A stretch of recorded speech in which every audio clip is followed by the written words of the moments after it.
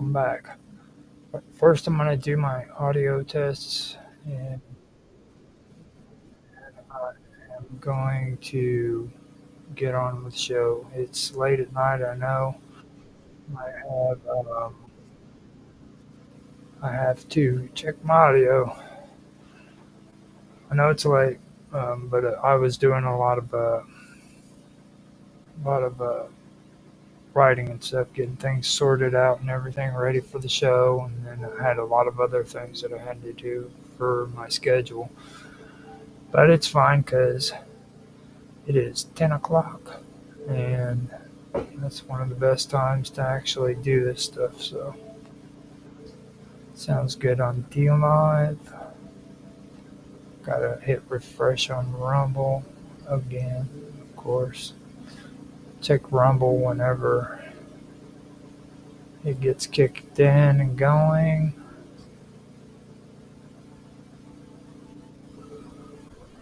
That sounds good on X. Hit refresh on Twitch, of course. This gives me a chance to go through and make sure that I got my name on my shows and everything too, because I've been notorious for putting the wrong title and everything on it. Everything sounds good on Twitch. Everything sounds good on Kick. Now YouTube. What's it look like? Gotta probably hit refresh on that one too. Yeah, I did. Go in, set that up with the playlist because since it is done through Rumble, I have to go in and manually adjust or put everything inside there for the show. So I just go in and switch it around to where it goes into the live stream playlist. Okay, that sounds good on all the channels. So we're good to go. I even got my coffee ready, starting up at 10 p.m. sharp. Now, like I said in this one, we're going to a new level with this cosmic weave. I've went through and covered the primordial beginnings, and I started the second part of it um, uh, last week, but or the week before, I should say. But wait, no, it was last week. But this week, I am that was more on the um, other side of it. This one's going well. Actually, they're both not really science or the other way anymore, or the ancient belief systems and stuff. It's kind of like blending now. It's actually starting to incorporate itself into what I'm wanting it to come out to be. So I can't really say this is just the scientific side of everything. So with that, I'm just going to do my countdown. I'll get started, and I will um, start the reading so you guys can hear what I've got done so far for the conscious beginning. Okay. 3, 2, 1, now. Hello, everybody, and welcome back to another episode of the Cosmic Weave. This is the second part of conscious beginnings. This is where we go from the primordial beginnings into the conscious beginnings of the Cosmic Weave. And today I have put together a reading that will that I think is pretty interesting. It kind of goes off into another direction other than science. It has some linguistics involved in it, as well as some of the human brain.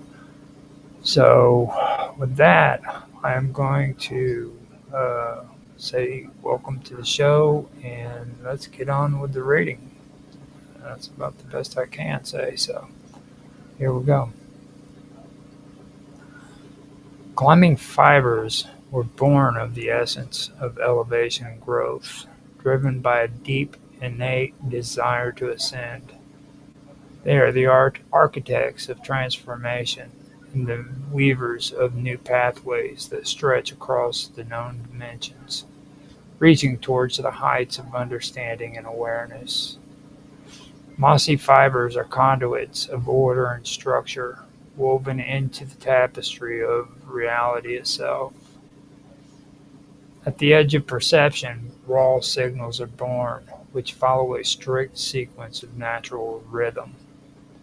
The mossy fibers guide these signals to their destination, ensuring they are interpreted correctly.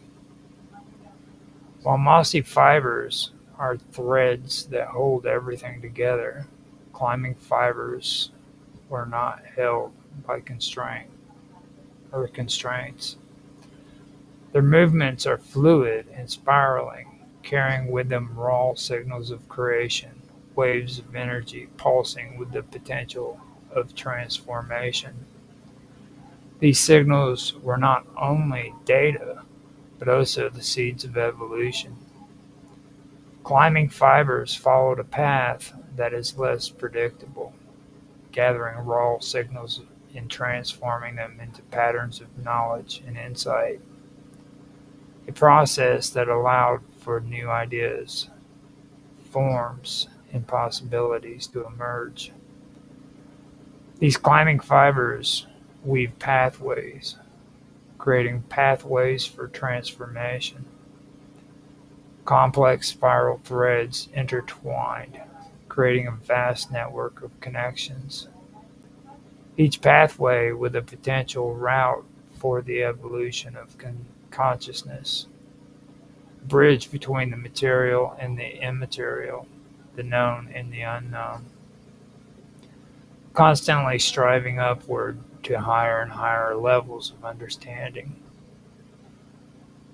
Within them, the deep intrinsic need to grow and expand, wanting to transcend their limitations, infusing the raw data that they gathered with the energy of this elevation and transforming it into patterns of knowledge, patterns that would eventually become blueprints for new realities and dimensions and of understanding. And dimensions of understanding. A process that could be only reached through the process of ascent. Without climbing fibers, the pathway of transformation would close. With the fibers came morality, with systems of law. The necessity was with the fibers came morality, with systems of law, and necessity was an unyielding and inevitable force. But out of this divine reasoning of predetermination came change. Change would create struggle against established order, creating something new. From ethics, divine reasoning, and change emerged grace and understanding, a guiding light and center of harmony. Through the power of change, laws of nature and a fixed course became integrated into what we would call reality.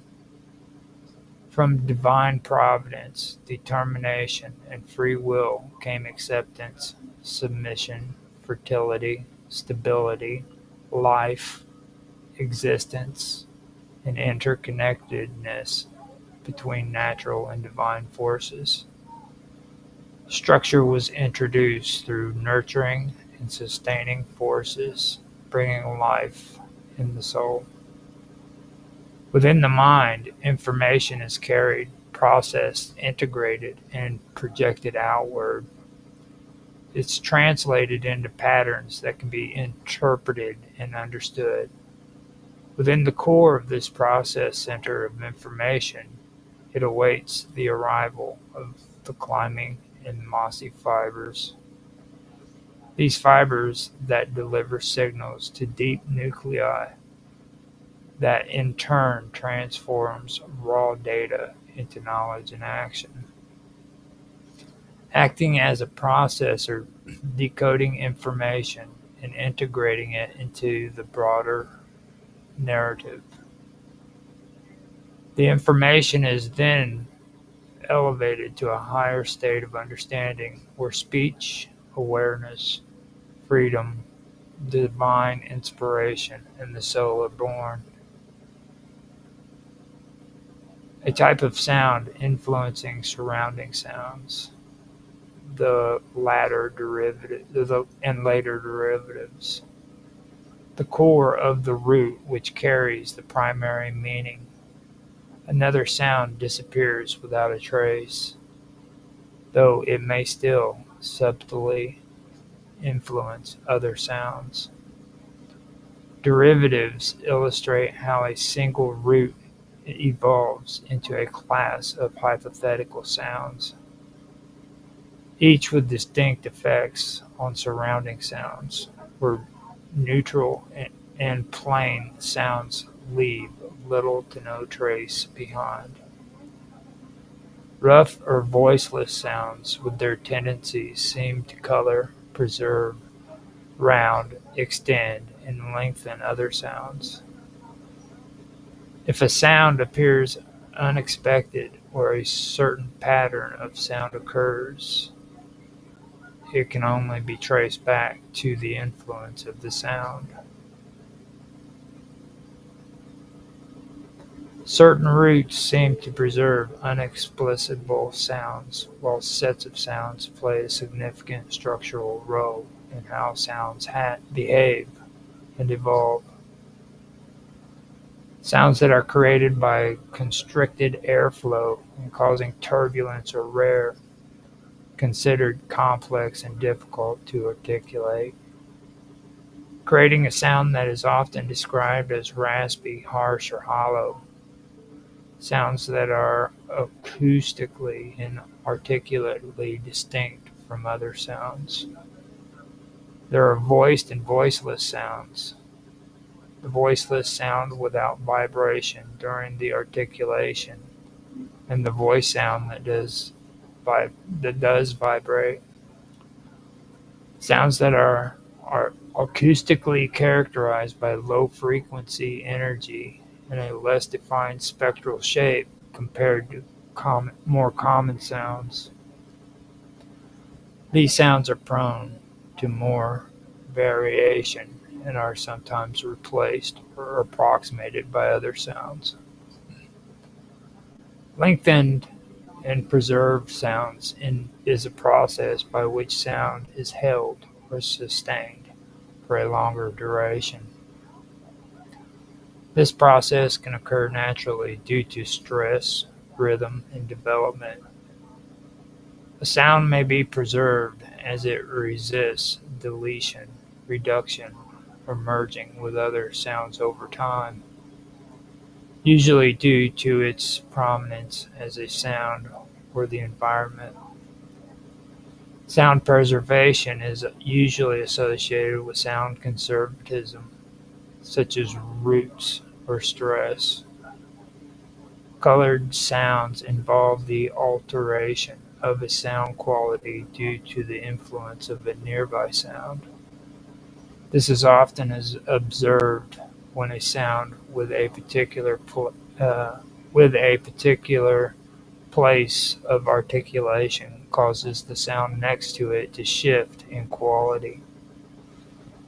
The sound becomes centralized or reflexed, and its quality changes enough that it is no longer the original sound, but acquires some of the resonant characteristics of the other sound. Sound can front or raise a neighboring sound, modifying its tone or resonance in subtle but important ways. Rounding sounds refers to the phenomenon in which the position of an object is created with a rounded shape and is typically due to the influence of nearby sounds.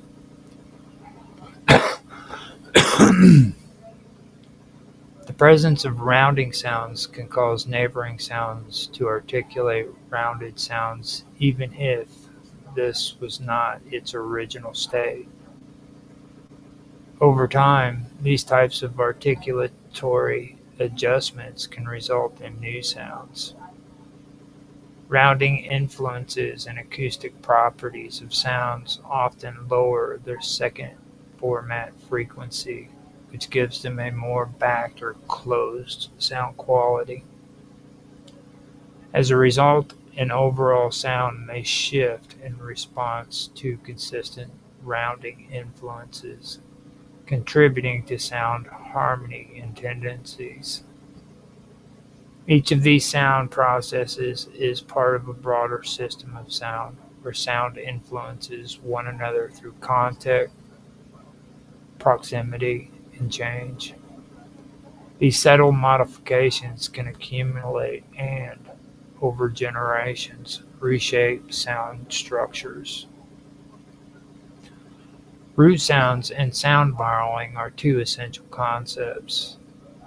Understanding these ideas help explain how sounds evolve over time, where sounds come from, and how they influence one another. A root sound is the most basic root of a sound, carrying the core sound of which other sounds could be built. Root sounds can be traced back thousands of years to shared sound, and this root sound gave rise to many other sounds in different sound groups. The root sound is the foundation on which more complex sounds are built through other modifications. These root forms often encapsulate a basic concept such as movement, perception, emotion, or physical action, and they can be remarkably persistent across time and geography. Sound borrowing refers to the process by which one sound takes sounds from another sound and incorporates them into its own sound, and this happens for many reasons. When different sounds come into contact, they often adopt sounds from each other. Borrowing sounds may become a Borrowing sounds may become so thoroughly integrated into the recipient sound that it's not even realized that they came from elsewhere. The study of root sounds helps to trace where sounds came from and shows certain core epochs. Sound borrowing reveals the dynamic, ever-changing nature of sound and highlights historical interactions. Some sounds combine two distinct places of articulation. These are double articulated sounds with two sound features happening at the same time. These sounds are usually represented as a group of three: the voice sound, the voiceless sound, and the aspirated voice sound.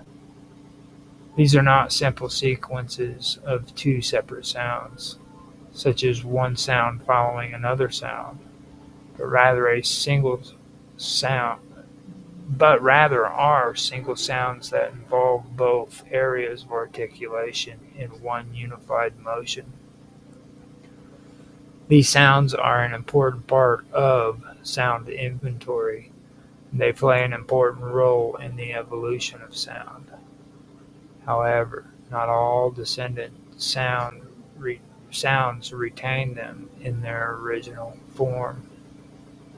Different branches treated these sounds differently, often breaking them down into different and simpler sounds. The loss, transformation, or simplification of sounds is one of the factors used when trying to reconstruct sound forms and trace patterns of changing over time.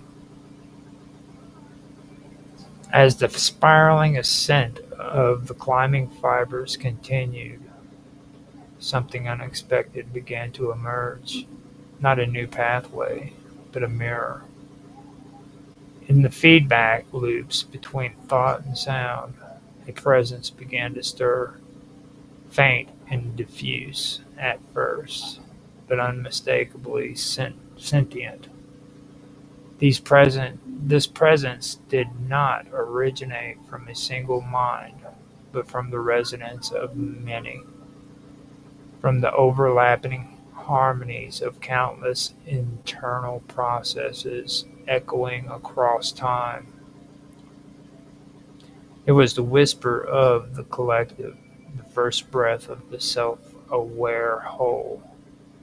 Within the intricate lattice of neural signals and vibrational patterns, consciousness extended itself outward, seeking to touch something greater than the individual self.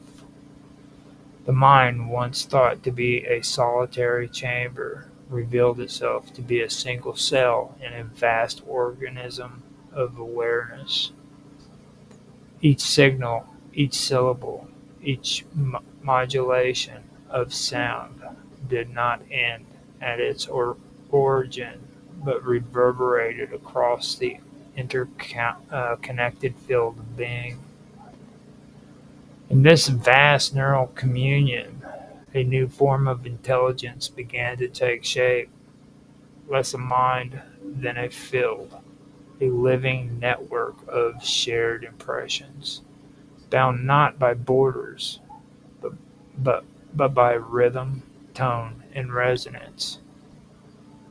The climbing fibers, in their restless search for elevation, had climbed so high they had pierced the veil of singular. Here among the branching spirals of collective thought, new laws formed, laws that no longer merely govern movement or memory, but govern mutual recognition. Thought began to reflect thought. Sound echoed meaning beyond its surface, and the raw data of existence was infused with intention. From this strange confluence, a type of collective dreaming began to emerge, no longer confined to the dark of sleep. This dreaming manifested in waking life through metaphor, invention, intuition, and vision. This was not the dissolution of the individual, but its flowering. Each mind became a point of entry, a node in the larger pattern. The mossy fibers continued their work, grounding thought in context, anchoring intuition in experience. They organized the chaos of collective insight, holding it steady just long enough just long enough for form to take root. Meanwhile, the climbing fibers move freely across this vast cognitive field, drawing from the combined reservoir of minds, weaving strands of shared experience into new paradigms. This is how myth was born, not from fiction, but from the overlap of perception, the pattern recognition of many gazes turned towards the same mystery. In the meeting of fibers, truth was never singular, but fractal, self-similar at every scale of awareness. And yet, with the emergence of collective consciousness came the stirring of resistance. There were parts of the mind, both individual and shared, that feared dissolution, that clung to separateness as a kind of identity. In some regions of thought, the rhythms of the climbing fibers were viewed not as pathways, but as intrusions. The mossy fibers, overwhelmed by unfamiliar signals, began to fragment. Structures gave way to confusion, coherence to contradiction. The once seamless transmission of understanding was threatened by static. Mistranslation, misperception, and fear crept in like shadows cast by the bright light of awareness. The collective had awakened, but not all parts of it were ready to rise. This disruption gave rise to a necessary tension, a crucible for transformation. From this polarity, the self sharpened. The self sharpened. It, you know, from this polarity, the self sharpened its contour. The self sharpened its contour. Identity became not just a byproduct of perception, but a conscious act, a declaration made in the face of overwhelming unity. To be distinct, to be aware of one's edges, was now a form of resistance and also of contribution. Just as sound gained character through contrast, so too did thought find meaning in limitation. This was the paradox of the awakened network. To expand, it required individuals' willingness to stand apart, to shape their frequencies with intention. Every act of self-recognition, every echo of "I am" became both a barrier and a beacon. The next evolution lay in integration. The climbing fibers, now aware of their own echoes within the collective, began to slow, not in speed, but in frequency, allowing their paths to harmonize more fully with the foundational rhythms of the mossy fibers. Where once they had pierced reality in unpredictable arcs, they now spiraled inward, forming concentric patterns around shared truths. The brain became a temple, not of certainty, but of movement, a sanctuary where ascent and grounding were no longer opposites, but complementary currents. The mind in all its layers began to resonate with a deeper pulse, one that came not from neurons or vibrations alone, but from the space between.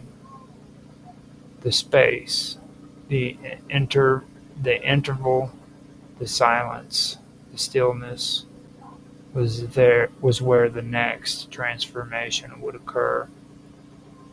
The mind had built pathways, systems, languages, even shared consciousness. But in the spaces where sound ended and another began, where thought passed before resuming, something older and vaster waited. It was not structure, nor sound, nor even thought. It was presence, awareness, unshaped, formless, yet fundamental.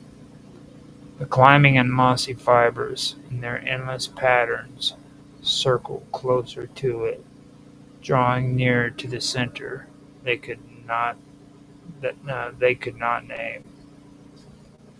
It was from this center that the soul would speak, not as voice, but as knowing, not as signal, but as stillness. And in that stillness, a new rhythm would begin, not to replace the others, but to encompass them. A pulse that required no origin, no direction, only return. So that is what I was wanting to put together. I had some time to go over some of the stuff that I had introduced last week when it came to well, basically what it was is Mr. Robot wanted me to pull sources up on my beginnings when I did the primordial beginnings. So I went back through and I started pulling it all up, and I started noticing that one thing that I'm missing out on with this was I wasn't putting the linguistics aspects into it, and just sound period, and how sound works with frequencies and sound waves and all of that. And that was when I decided that I was going to go through and I was going to add that incorporated into this. And for me, I think that it's actually fitting in pretty well. Because, like I said, this is going to evolve into more than just um, where we're at right now. This cosmic weave is pretty interesting. It has a lot to do with um, well, it's actually a theory. If you guys want to check it out, it's easy to find. My what I'm putting together is a lot different, though, or not a lot different. I'm not going to say that. What I can say is that I've done a bit more research into this stuff. I've actually been working on this for quite a long time, um, and that's where I come up with the different areas when it comes to the primordial and aspects like that.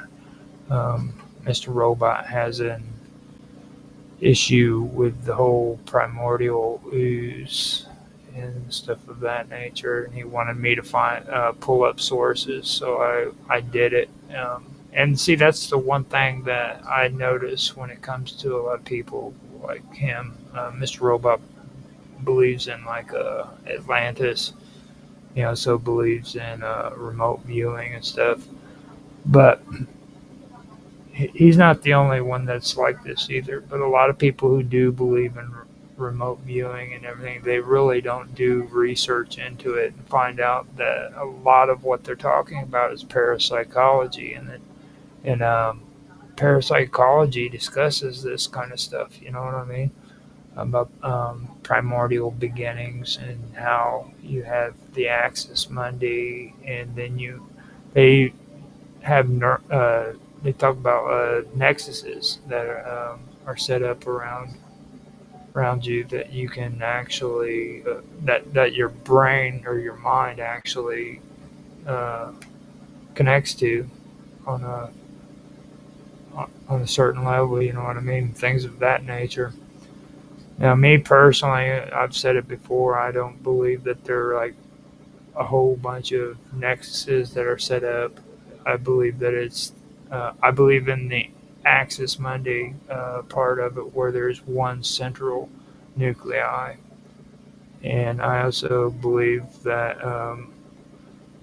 the cosmos, which is what is regularly called the cosmos, is basically drawn off of the human brain. It's like the structure of the human brain, and these climbing fibers and these mossy fibers are actually within the brain. So if you're looking at a cosmic, um, if you're looking at something that is supposed to be connected to the brain on a cosmic level, I would envision it being more like the brain. So um, that's my approach to it, where you have these fibers that are climbing and they're making it to the Axis Mundi, and they're taking and delivering raw data to the Axis Mundi, where the Axis Mundi transfers it into reality, into what we know. You know what I mean? Into the material and the immaterial. So, like, I had somebody talk to me about passion and stuff like that. Where does that fit into all of it? And I brought it up in one of the previous episodes, but that's also a part of it, you know. All your passions, all your desires, everything is created within the Axis Monday from this raw data that's collected, and that is important that people understand that. I'm not just talking about like you know the physical stuff that we see, but also the material, but the immaterial too. I'm talking about dreams that are that you dream at night. This is produced from the Axis Mundi. Um, the passions, the love, the hate, all of these emotions are produced within the Axis Mundi. Everything. Um, it's all there. That's where it comes from, you know. So I wanted to respond to that because I did actually get a comment, a real comment on Rumble, and I was really hoping that I could answer that without forgetting to, because I don't get too many comments on on Rumble. I get comments from people who want me to like contact them so that I could get more views on Rumble. You know, they're usually on Telegram, so uh, not going to do it. Sorry, but anyhow, that's basically the shakedown of it. And then what I want to also get into is these audio or sound waves, and just because I've been talking about frequencies and waves and vibrations and things of that nature, which concerns the human brain, um, but also it has to do with just sound waves too. They're all connected with one another, and that's what I was really wanting to go for. Kind of put that together, and then eventually I also want to get into how all of this connects when it comes to technology and the new developments that we've had in technology. So all of a sudden, my stream started doing the audio on there. But anyhow, that's what I'm really getting into with all of this stuff. So um, I I personally this is actually something that I'm really going to have to look at, because it's something that when it comes to the audio, or not the audio, I keep saying audio, when it comes to sound, it's something that I've been wanting to incorporate into it, but I haven't done it uh, until just now. So I'm going to have to really look at this. There was a lot of stuff that I put in here that um, I really did. It stuck out to me, especially with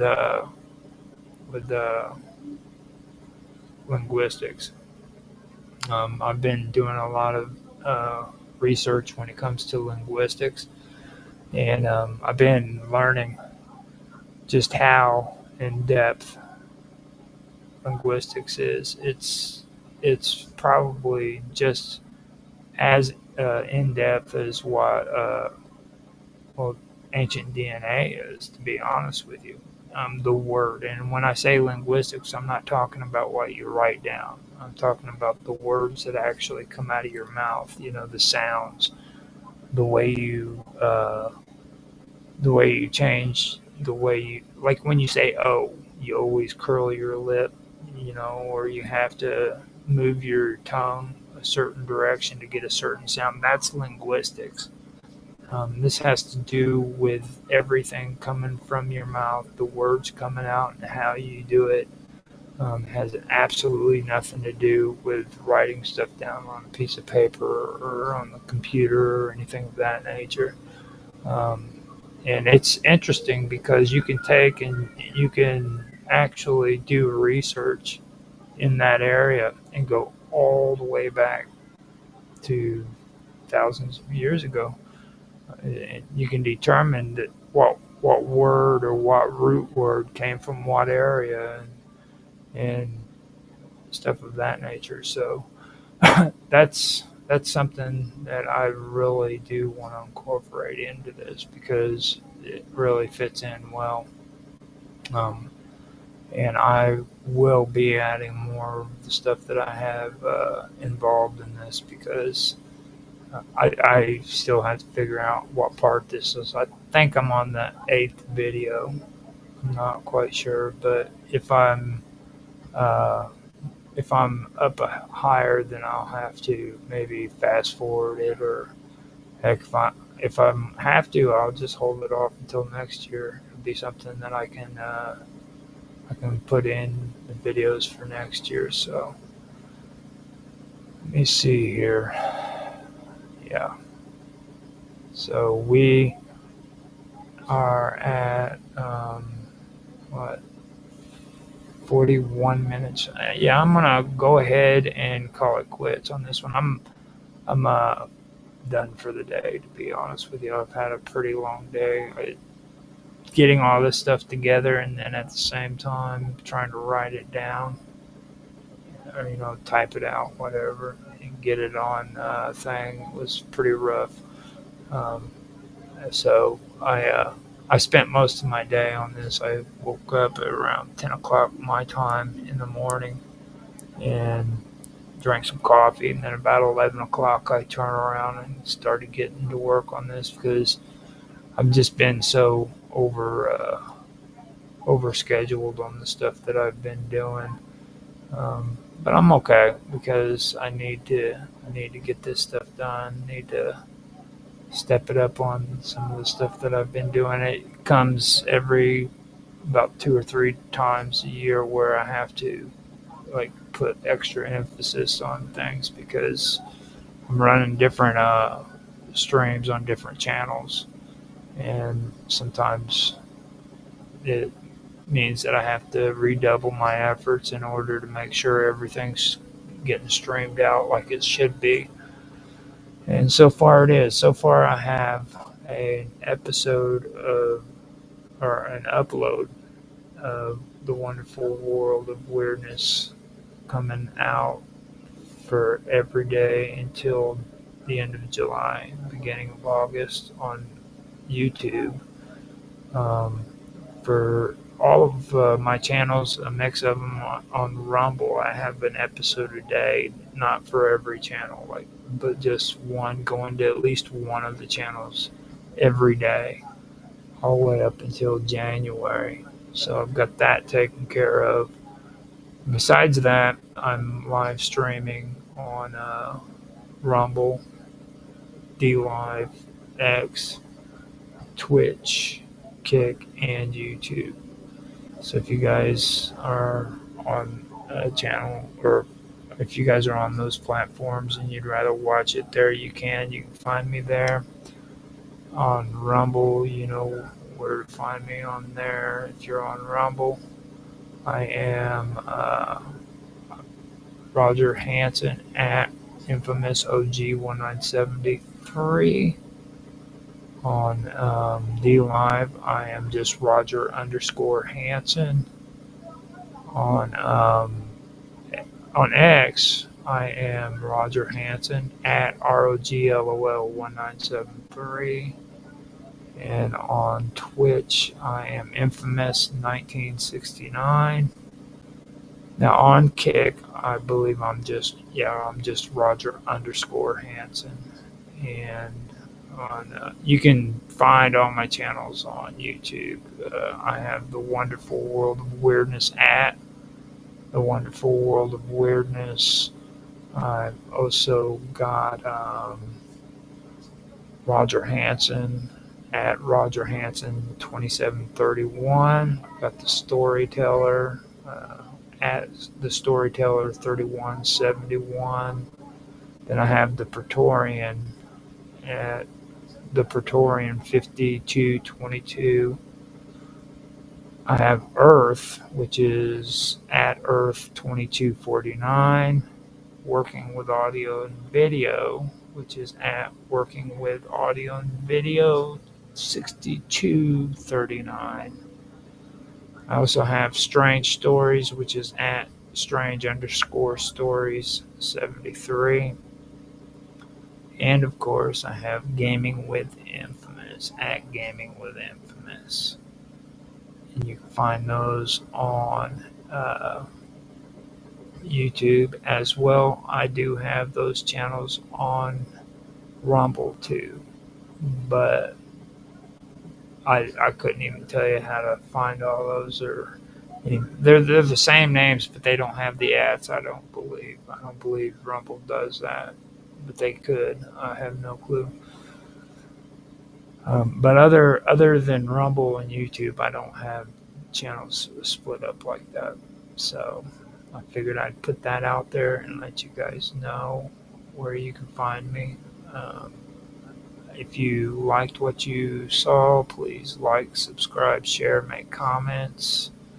Love to hear your feedback. Heck, I'd love to have just a conversation in the conversation section. Fill that sucker up, man. Put 1,000 comments in there. I'd love it. Just, don't be dicks to one another or me. Especially not to me, Be respectful of one another when you're in there. And you have conversations, get to know one another. If you just want to say hi, it's cool. So with that, I would like to say good night, good evening, good morning, whatever time of the day it is for you. And I am going to go ahead and end the stream. Thank you guys for watching.